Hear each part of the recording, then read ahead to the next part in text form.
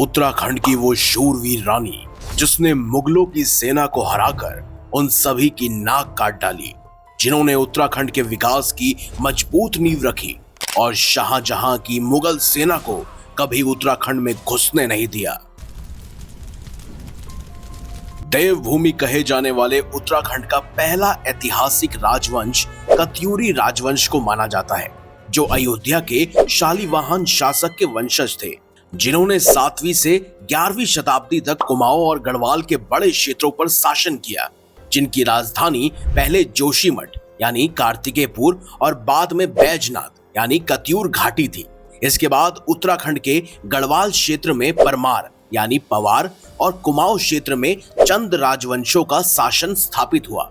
लेकिन आज हम आपको सुनाएंगे गढ़वाल के पवार राजवंश की एक ऐसी रानी की कहानी जिसने अपने शासन काल में असाधारण बुद्धिमता, रणनीतिक कौशल और अटूट बहादुरी से गढ़वाल को मुगलों, कुमाऊं और सिरमौर जैसे पड़ोसी दुश्मनों की लालच भरी नजरों से बचाकर सुरक्षित रखा। ये थी 17वीं शताब्दी में जन्मी रानी कर्णावती। रानी कर्णावती की कहानी शुरू होती है गढ़वाल रियासत से, जिसे आज का उत्तराखंड गढ़वाल क्षेत्र कहा जाता है, जो हिमालय की गोद में बसा एक छोटा लेकिन दुर्गम राज्य था। यहाँ के राजा पवार वंश के थे, जो 14वीं शताब्दी से शासन कर रहे थे, जिनकी राजधानी पहले देवलगढ़ थी। फिर राजा महिपत शाह ने 1622 में इसे श्रीनगर में शिफ्ट किया। उस समय इस राज्य की सीमा गंगा, यमुना, टिहरी से लेकर कुमाऊं और तिब्बत तक फैली थी। आपको जानकर हैरानी होगी कि यहाँ की भौगोलिक स्थिति ही यहाँ के लोगों का सबसे बड़ा हथियार थी। ऊंचे ऊंचे पहाड़, घने जंगलों वाली घाटियां और नदियां जो दुश्मनों को हमेशा रोकती थी। लेकिन यहाँ चुनौतियां भी कम नहीं थी। मुगल साम्राज्य उत्तर से इस हिस्से को लालच भरी नजरों से देखता रहा, क्योंकि उस समय ये जगह सोने चांदी की खदानों, जंगलों के संसाधनों और रणनीतिक महत्व के लिए बेहद खास थी।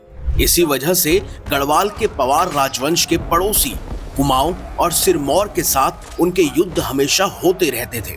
वैसे देखा जाए तो गढ़वाल के राजा हमेशा स्वतंत्र रहे।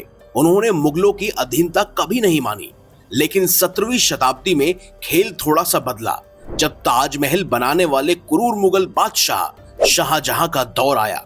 और यही वो दौर था जब रानी कर्णावती का नाम इतिहास में दर्ज होने वाला था। 17वीं शताब्दी की शुरुआत में जन्मी रानी कर्णावती को कुछ इतिहासकार परमार वंश का बताते हैं, तो कुछ उन्हें कटौज राजपूतों में से एक मानते हैं। कहते हैं उनका विवाह गढ़वाल के राजा महिपत शाह से हुआ। महिपत शाह एक वीर राजा थे, जिन्होंने गढ़वाल राज्य को मजबूत किया था। लेकिन 1631 में कुमाऊं के चंद राजवंश से युद्ध में वो शहीद हो गए। उस समय उनका बेटा पृथ्वीपति शाह सिर्फ 7 साल का था और बिना राजा के राज्य में अराजकता फैल सकती थी। अब क्योंकि पड़ोसी राज्य सिरमौर और कुमाऊं पहले से ही गढ़वाल पर आक्रमण की फिराक में थे और मुगल भी अपनी लालच भरी नजरें गढ़वाल पर जमाए बैठे थे, ऐसे में राज्य को बचाने के लिए आगे आई रानी कर्णावती। उन्होंने खुद को रीजेंट घोषित किया और राज्य संभाला। उनके विश्वास पात्र सेनापति माधव सिंह भंडारी, बनवारी दास तंवर, लोधी रिखोला, दौलत बेग ने उनका साथ दिया, क्योंकि रानी कर्णावती न सिर्फ एक मां थी, बल्कि एक कुशल प्रशासक और रणनीतिकार भी थी। रानी कर्णावती का शुरुआती जीवन चुनौतियों से भरा था। वे राजपूत वंश से थी, इसीलिए उन्होंने बचपन से ही युद्ध कौशल सीखा था। गढ़वाल लोक कथाओं में कहा जाता है कि रानी कर्णावती तीरंदाजी, तलवारबाजी और घुड़सवारी में माहिर थी और शादी के बाद उन्होंने अपने राज्य की महिलाओं को भी सशक्त बनाया था। अब मुगल गढ़वाल रियासत पर कब्जा करना चाहते थे और इसका कारण था गढ़वाल के राजा द्वारा किया गया कार्य। दरअसल 1628 में शाहजहां का ताजपोशी समारोह आगरा में हुआ, जिसमें सभी छोटी बड़ी रियासतों को निमंत्रण भेजे गए। लेकिन गढ़वाल के राजा महिपत शाह ने निमंत्रण ठुकरा दिया। अब क्योंकि ये मुगलों के लिए बड़ा अपमान था, इसीलिए शाहजहां को लगा कि एक छोटी सी रियासत द्वारा की गई बहुत बड़ी गुस्ताखी है। और फिर 1631 में कुमाऊं के चंद राजवंश से युद्ध में राजा महिपत शाह की मौत के बाद शाहजहां को रानी के कमजोर शासन का फायदा उठाने का मौका मिल गया। 1640 में शाहजहां ने गढ़वाल को जीतने का आदेश दिया। कांगड़ा के फौजदार नजाबत खान को राजा के इस हुक्म को पूरा करने की जिम्मेदारी मिली। उसे 30,000 से 1,00,000 सैनिक दिए गए। उसी समय सिरमौर के राजा मुत्कांत प्रकाश ने भी मुगलों का साथ दिया और बदले में मुगलों ने उसे गढ़वाल के कुछ इलाके देने का वादा किया। अब मुगल सेना ने युद्ध का बिगुल बजाया और यमुना पार की और इसके बाद उन्होंने प्रवेश किया दून घाटी में, जहां उन्होंने कालसी का किला जीता और उसे सिरमौर के राजा को उपहार में दे दिया। लेकिन कालसी जीतने के बाद मुगल नूनगढ़ पर कब्जा करने के लिए संतूर और ऋषिकेश पहुंचे और स्वर्गा आश्रम होते हुए गंगा किनारे श्रीनगर की तरफ आगे बढ़े। उन्होंने देवप्रयाग के पास गंगा किनारे पड़ाव डाला, जिसके बाद सेनापति नजाबत खान ने रानी कर्णावती को संदेश भेजा कि वो या तो आत्मसमर्पण करे या बदले में 10 लाख रुपए दे, वरना उनकी रियासत को तबाह कर दिया जाएगा। अब 10 लाख रुपए उस समय में बहुत बड़ी रकम होती थी। नजाबत खान का संदेश सुनने के बाद रानी जानती थी कि मुगल सेना उनकी सेना के मुकाबले में कहीं ज्यादा विशाल है, लेकिन उन्हें यह भी अच्छे से पता था कि गढ़वाल की घाटियां उनका कब्रिस्तान बन सकती हैं और इसीलिए रानी कर्णावती ने हिम्मत नहीं हारी। उन्होंने नजाबत खान को जवाब दिया कि वो 10 लाख रुपए देने को तैयार हैं, लेकिन वो 10 लाख रुपए एक साथ नहीं देंगी, बल्कि उन्हें कुछ दिनों के बाद दिया जाएगा। और रानी ने संदेश के साथ 1 लाख रुपए भी भेज दिए, जिसे लेकर नजाबत खान खुश हो गया और उसने सोचा कि अब रानी जैसे ही बचे हुए पैसे देने आएगी, तब वो पैसे भी ले लेगा और रानी को बंदी भी बना लेगा। इससे उसकी जीत आसान हो जाएगी और इस भ्रम में वो गंगा किनारे उनका इंतजार करने लगा। लेकिन ये रानी का मास्टर स्ट्रोक था। कुछ दिनों की मोहलत में ही उन्होंने पैसों की जगह पूरी सेना इकट्ठा की और अपने सेनापतियों के साथ योजना बनाई। रानी के आदेश पर माधव सिंह भंडारी ने पहाड़ियों पर सेना को तैनात किया। बनवारी दास ने रसद का इंतजाम किया। लोधी रिखोला ने घुड़सवार तैयार किए और घाटियों के दोनों तरफ पहाड़ियों पर सुरक्षा के लिए बड़े बड़े पत्थर तैयार करवाए। गढ़वाल लोक कथाओं में कहा जाता है कि रानी ने देवताओं से मुगल सेना पर जीत के लिए प्रार्थना की और देवताओं ने ही रानी कर्णावती की मदद की। जब मुगल सेना आराम कर रही थी, तभी रानी ने अपनी सेना को हमला करने का आदेश दिया।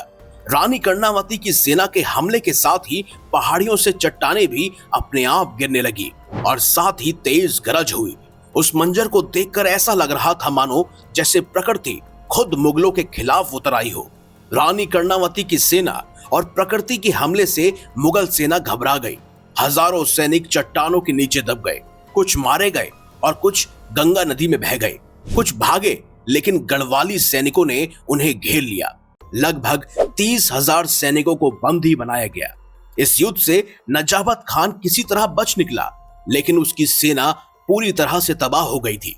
रानी ने दयालुता दिखाते हुए बंदियों की जान बख्शी, लेकिन बदले में उन सभी की नाक कटवा दी और उन नाक कटे सैनिकों को वापस मुगल दरबार में भेज दिया। यह मुगलों का इतना बड़ा अपमान था कि इससे शाहजहां गुस्से में आग बबूला हो गया और उसका सेनापति नजाबत खान इतना अपमानित हुआ कि उसने जहर खाकर आत्महत्या कर ली। यह रानी कर्णावती की ऐतिहासिक जीत थी। इस जीत के बाद रानी रुकी नहीं, उन्होंने सिरमौर पर हमला किया, क्योंकि उन्होंने मुगलों का साथ दिया था और सिरमौर से युद्ध को जीतकर दोबारा से गढ़वाली सेना ने खोए हुए इलाकों को वापस जीत लिया। गढ़वाली सेना ने सिरमौरी सेना को यमुना पार कर खदेड़ दिया, जिससे गढ़वाल की सीमाएं मजबूत हुई और मुगल कभी भी श्रीनगर तक नहीं पहुंच पाए। लोक कथाओं में कहा जाता है कि गढ़वाल में उड़ने वाले मसाण और देवताओं ने दुश्मनों को रोका था। उस समय कई मुगल सैनिकों ने ऐसे होते हुए देखा भी था, जिसकी वजह से मुगलों के दिल में हमेशा खौफ जिंदा रहा। हर सैनिक अब गढ़वाल की तरफ आंख उठाने से भी डरने लगा था। रानी कर्णावती सिर्फ योद्धा नहीं थी, बल्कि एक दूरदर्शी शासक थी। उन्होंने देहरादून में राजपुर नहर बनवाई, जो सबसे पुरानी नहर कही जाती है। ये नहर रिस्पाना नदी से पानी लाती थी और कृषि को समृद्ध बनाती थी, और जो आज भी उत्तराखंड सिंचाई विभाग की वेबसाइट पर दर्ज है। सिर्फ यही नहीं, रानी के सेनापति माधव सिंह भंडारी भी एक चतुर इंजीनियर थे। उन्होंने तिब्बत के खिलाफ युद्ध में बड़ी जीत हासिल की थी। साथ ही उन्हें मलेथा गांव में सूखी जमीन पर सिंचाई के लिए चट्टान काटकर सुरंग बनाने के लिए भी जाना जाता है। आने वाली वीडियो में माधव सिंह भंडारी का भी हम जिक्र करेंगे। इसके अलावा देखा जाए तो रानी कर्णावती ने नवादा में खूबसूरत महल बनवाए, करणपुर गांव बसाया और गढ़वाल को आर्थिक रूप से मजबूत बनाया। रानी कर्णावती की वीरता और निर्माण कार्य आज भी उत्तराखंड में जीवित है। लोक कथाओं में उन्हें देवी का अवतार माना जाता है। बताया जाता है कि शाहजहां की करारी शिकस्त के बाद मुगलों ने कभी भी गढ़वाल पर दोबारा हमला नहीं किया। वहीं रानी कर्णावती की मृत्यु के बाद उनके बेटे पृथ्वीपति शाह ने शासन संभाला, लेकिन रानी की नीतियां जारी रही और आज भी करणपुर इलाका उनकी याद दिलाता है। तो दोस्तों, यही थी महान शूरवीर रानी कर्णावती की कहानी। दोस्तों, क्या आप इससे पहले रानी कर्णावती के बारे में इतने विस्तार से जानते थे? हमें कमेंट बॉक्स में जरूर बताइएगा। और अगली आने वाली वीडियो आप किस महान राजा या शूरवीर रानी के बारे में जानना चाहते हैं, कमेंट बॉक्स में ये भी लिखिएगा।